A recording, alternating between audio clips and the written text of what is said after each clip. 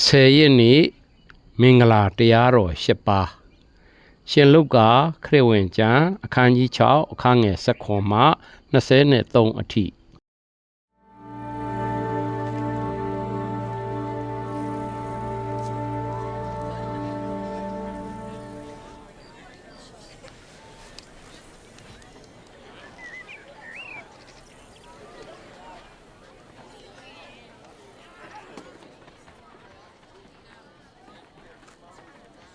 မင်းတို့လိုစင်ရငတ်မုတ်ပြီးငိုကြွနေကြတဲ့လူတွေကမင်္ဂလာရှိကြတယ်။ပြီးတော့ဖျားသခင်နိုင်ငံတော်မှာ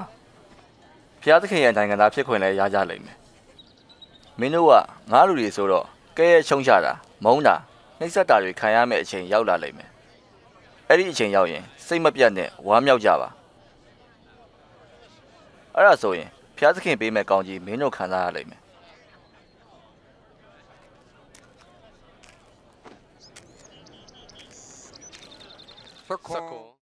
နံပါတ်1ယေရှုက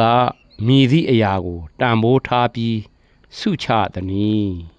။နံပါတ်2ယေရှုတန်ဖိုးထားမြတ်နိုးသောအရာနှင့်ကျွန်တော်တို့မြတ်နိုးသောအရာများကိုဘယ်လိုနှိုင်းယှဉ်ရမလဲ။